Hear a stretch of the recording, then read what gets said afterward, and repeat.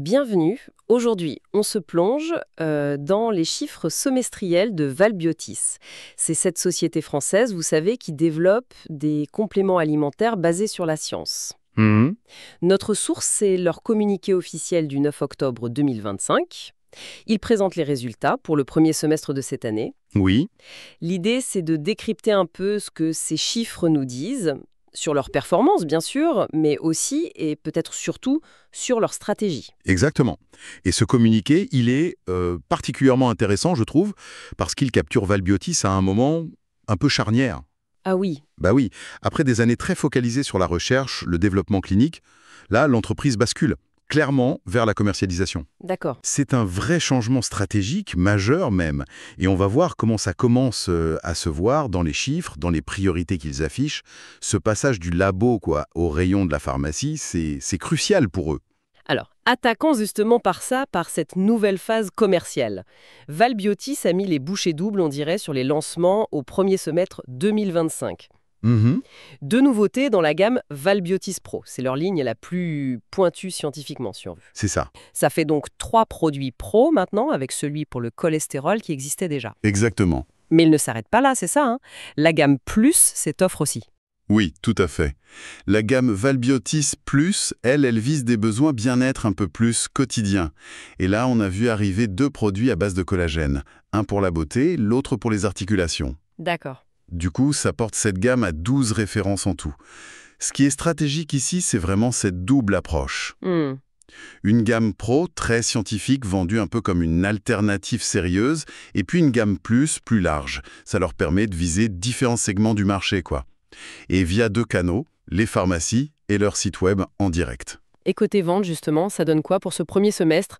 On voit un chiffre d'affaires 332 000 euros. Oui, C'est une nette progression par rapport aux 35 000 euros de l'an dernier à la même période.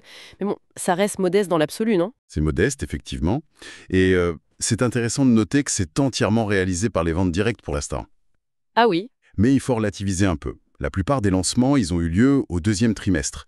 Donc on ne peut pas encore vraiment juger du plein potentiel commercial juste avec ces chiffres-là.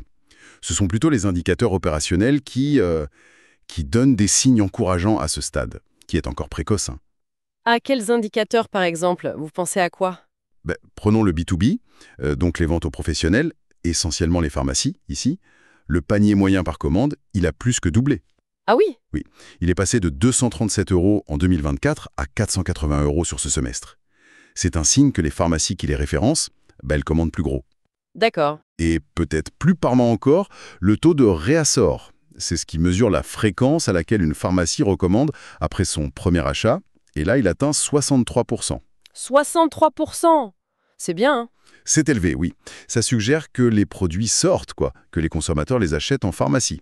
Intéressant, ouais. Et côté B2C alors? Les ventes directes sur leur site? Là aussi, il y a une progression. Ils ont atteint plus de 2500 clients fin juin. Et le panier moyen est en hausse aussi. Il passe de 71 € en 2024 à 82 €. Mhm. Donc voilà. Même si le chiffre d'affaires global est encore faible, ces métriques suggèrent une bonne traction initiale. Mais attention, hein, ce ne sont que des premiers signaux. La route est encore longue pour transformer ça en revenus substantiels. D'accord. Donc le volet commercial démarre, on voit les premiers signes, mais Valbiotis, à la base, c'est la R&D. Quoi de neuf de ce côté? Il y a eu des résultats importants en début d'année, il me semble. Oui, tout à fait. En janvier, ils ont publié les résultats positifs de l'étude de phase 2-3, donc une étape clinique déjà avancée, qui s'appelle HEART-2. Mhm. Elle concernait l'EpiDriver. C'est la substance active de leur produit phare, Valbiotis Pro Cholestérol. Et ces résultats confirment une réduction significative du mauvais cholestérol, le LDL, chez des personnes qui ont une hypercholestérolémie légère à modérée. Et pourquoi c'est si important? C'est juste une validation de plus ou... Non, c'est plus que ça. Ça positionne clairement leur produit comme une alternative fondée sur des preuves scientifiques solides à la levure de riz rouge. Ah, la levure de riz rouge, oui. Voilà. Or, la levure de riz rouge, même si elle est populaire, elle est sous surveillance sanitaire accrue, à cause des effets secondaires potentiels liés aux statines naturelles qu'elle contient. D'accord. Donc, avoir une alternative propre, testée cliniquement, c'est un argument commercial fort.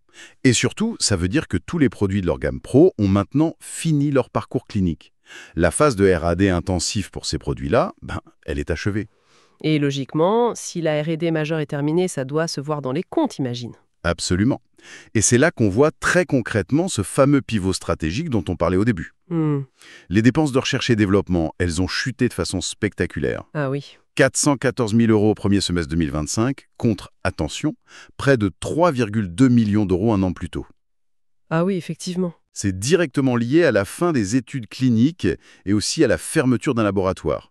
Les ressources sont clairement réallouées ailleurs. C'est clair. Et conséquence logique, le crédit d'impôt recherche, le CIR, ce dispositif qui aide à financer la R&D, lui aussi il a fondu.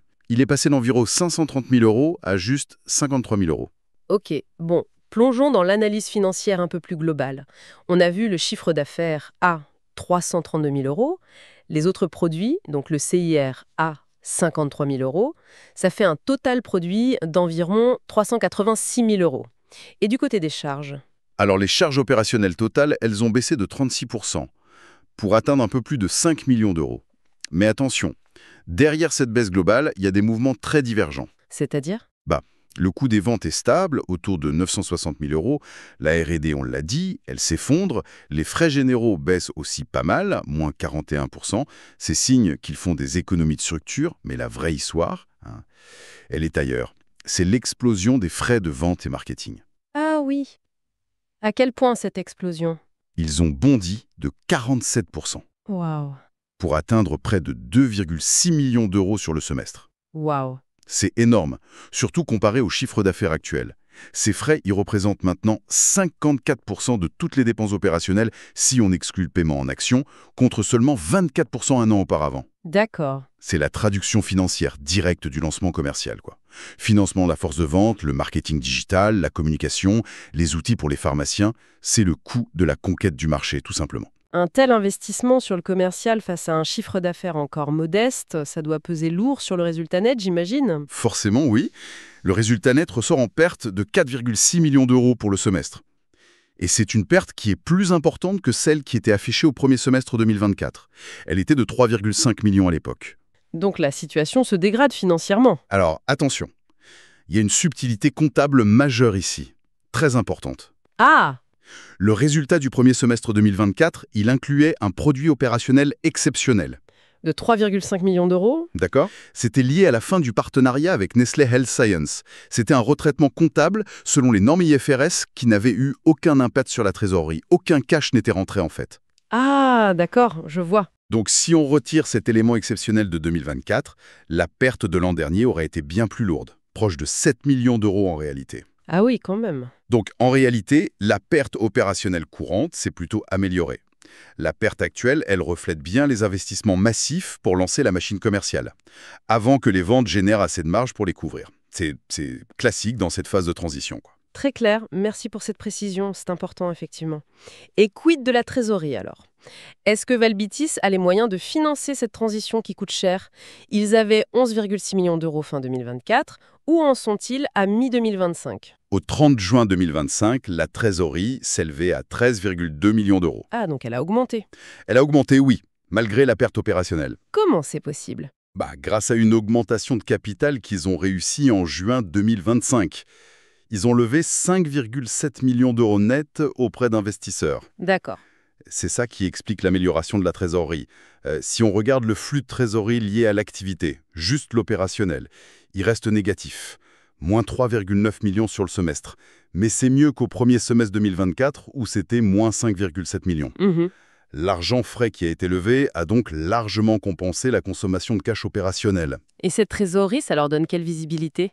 Pour combien de temps ils sont tranquilles? Alors, l'entreprise indique que ces 13,2 millions d'euros assurent son financement jusqu'au 4e trimestre 2026. D'accord, fin 2026. Voilà.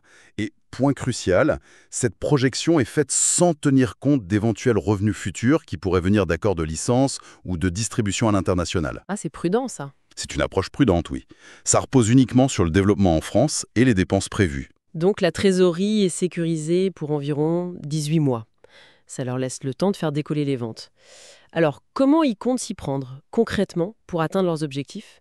Quelle est la stratégie pour les mois à venir? La feuille de route, elle est claire. C'est accélération commerciale massive en France. D'accord. L'objectif numéro 1, c'est de pénétrer le réseau des pharmacies. Ils sont passés de 262 pharmacies partenaires fin 2024 à 431 au moment de la publication. Et l'ambition, c'est d'aller beaucoup plus loin, bien sûr. Pour ça, ils actionnent plusieurs leviers en même temps. On peut les détailler un peu. Plutôt qu'une longue liste, quels sont les points clés de cette offensive commerciale? Alors d'abord, la force de frappe humaine. Ils ont renforcé leur équipe terrain.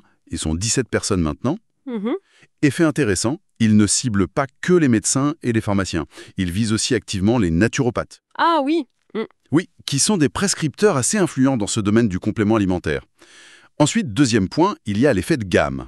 C'est-à-dire? En proposant plus de produits, notamment avec la gamme Plus, ils espèrent occuper plus d'espace, plus de visibilité dans les pharmacies qui les référencent déjà. Logique. Donc plus de vendeurs, plus de produits. Et pour se faire connaître, j'imagine qu'il y a un gros effort là-dessus aussi, hein? Oui, c'est le troisième pilier, intensification de la communication. Ça passe par la presse pro, mais aussi grand public. Ils citent des apparitions, des articles sur France 2, Radio Classique, Top Santé, Madame Figaro. D'accord. Et bien sûr, un gros effort sur le digital. Réseaux sociaux, marketing d'influence.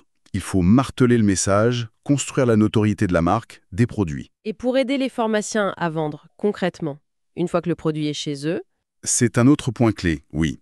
Ils fournissent des outils pour ce qu'on appelle le sell-out, c'est-à-dire pour que les produits sortent de la pharmacie, qu'ils aillent vers le client final.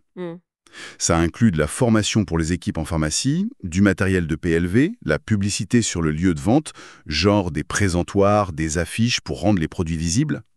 Tout ça, ça vise à maximiser les ventes une fois que le produit est référencé. L'ensemble de ces actions, ça vise à construire une base solide en France pour préparer une croissance significative qu'ils espèrent dès 2026. Mais la stratégie ici, elle est différente. Pas de déploiement en direct, mais la recherche de partenaires. Pour des licences, de la distribution. D'accord. Le communiqué confirme que les discussions s'intensifient avec des acteurs internationaux potentiels. C'est logique, hein. Se lancer seul à l'étranger, ça serait extrêmement coûteux, risqué. Trouver les bons partenaires, ça sera crucial pour leur développement à long terme et pour atteindre leurs ambitions globales. Parlons justement de ces ambitions. Malgré la perte semestrielle et un chiffre d'affaires qui est encore en démarrage, est-ce que Valbiotis maintient ses objectifs financiers à moyen et long terme? Ils étaient assez élevés, si je me souviens bien. Oui, ils étaient élevés. Et il les confirme intégralement. Ah bon? Oui, l'objectif pour 2027 reste un chiffre d'affaires d'au moins 25 millions d'euros, avec un EBITDA positif en France. EBITDA positif en France dès 2027. Oui, l'EBITDA, pour rappel, c'est le bénéfice avant intérêt, impôts, dépréciation et amortissement. Un indicateur clé de la rentabilité opérationnelle. Atteindre la rentabilité en France d'ici 3 ans seulement, vu les investissements actuels, c'est un défi considérable. Ça exigera une exécution commerciale quasi parfaite. Et l'objectif pour 2030? Toujours le même cap, franchir les 100 millions d'euros de chiffre d'affaires, dont au moins 30% réalisés à l'international, avec une marge d'EBITDA confortable de 25 à 30%. C'est très ambitieux, en effet. C'est très ambitieux, oui. La société précise d'ailleurs que ces objectifs pourraient même être revus à la hausse, si des partenariats internationaux majeurs et lucratifs étaient signés. Mais bon, en l'état, c'est déjà un plan de croissance très agressif. Donc, si on récapitule, Valbiotis est en pleine transition, la R&D majeure est derrière eux, les produits sont sur le marché, C'est ça. tous les efforts, toutes les ressources sont maintenant concentrés sur la conquête du marché français. C'est financé par une levée de fonds récente qui assure leur fonctionnement jusqu'à fin 2026. Les premiers signaux commerciaux sont là, mais très préliminaires encore. C'est exactement ça. On assiste vraiment en direct à ce passage délicat d'une société de biotechnologie R&D à une entreprise commerciale. Le potentiel est là, il est basé sur des produits différenciés, avec une validation scientifique. Oui. Mais le succès, il dépendra énormément de l'exécution, de cette stratégie commerciale complexe, coûteuse, sur le terrain français, et puis de leur capacité à transformer les discussions internationales en accords concrets, qui génèrent des revenus. Les ambitions sont élevées, le chemin est exigeant. Ça soulève une question intéressante pour la réflexion finale, peut-être. Valbiotis mise beaucoup sur son approche scientifique, rigoureuse, pour se distinguer dans ce marché des compléments alimentaires qui est très encombré et parfois un peu opaque, disons. Il se positionne comme une alternative crédible, prouvée, face à des produits parfois controversés. Mais dans ce marché où les allégations sont nombreuses, la concurrence féroce, Est-ce que cet argument scientifique, même s'il est solide, est-ce qu'il sera suffisant pour convaincre massivement à la fois les professionnels de santé et les consommateurs finaux, et donc générer cette croissance explosive qui est nécessaire pour atteindre leurs objectifs très ambitieux? C'est la question à se poser. Plusieurs millions d'euros, oui. La caution scientifique, c'est un atout indéniable. C'est un différenciant potentiel fort. Mais est-ce qu'elle suffira? Probablement pas à elle seule. Hmm, Le succès commercial, c'est multifactoriel. Ça dépendra aussi de la force de la marque qu'ils arriveront à construire, de l'efficacité de leur marketing, de la performance de leur force de vente sur le terrain, de leur politique de prix face aux concurrents, de la qualité de leur logistique, et puis de la façon dont les concurrents vont réagir aussi. bien sûr. La science, on peut dire qu'elle ouvre la porte, mais c'est l'exécution commerciale globale qui permettra de transformer l'essai. C'est vraiment cet équilibre entre la preuve scientifique et la performance commerciale qu'il faudra observer attentivement dans les prochains mois et les prochaines années chez Valbiotis.